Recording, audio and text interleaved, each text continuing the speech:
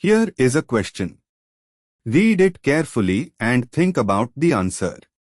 Let us solve it step by step. Let us begin solving this step by step. The flat structure shows a 1,4-desubstituted cyclohexane with a methyl group at C1, bold wedge, pointing up, and an ethyl group at C4, bold wedge, pointing downright. Both wedge bonds on opposite carbons pointing in opposite directions of the flat drawing indicate a trans 1-methyl-4-ethylcyclohexane. Wait, looking again, both substituents appear to be on wedge bonds, bold, which in a flat cyclohexane means both are on the same phase, making this CIS 1-methyl-4-ethylcyclohexane. Moving on to the next step. In the flat hexagon, the methyl at C1 is on a wedge, above plane, and the ethyl at C4 is on a wedge, above plane.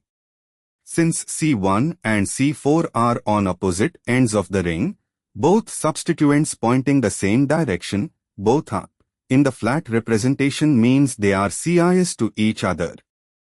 Moving on to the next step.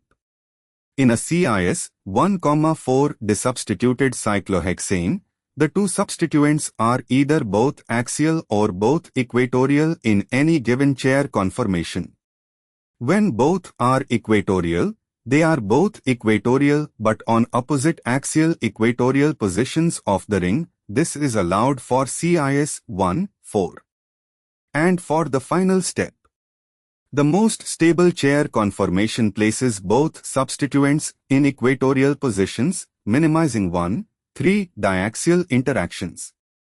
For CIS 1,4-desubstituted cyclohexane, one chair has both groups equatorial and the other has both groups axial. Both equatorial is far more stable. Option B shows the chair conformation where both the methyl, smaller, and ethyl, larger, groups are equatorial. This is the most stable conformation because both groups avoid the large 1,3 diaxial strain. Option A shows both groups axial, very unstable due to 1,3 diaxial interactions from both substituents. Option C appears to show a different arrangement. Option D is not a valid chair conformation. Therefore, the correct answer is B. Therefore, the correct answer is option B.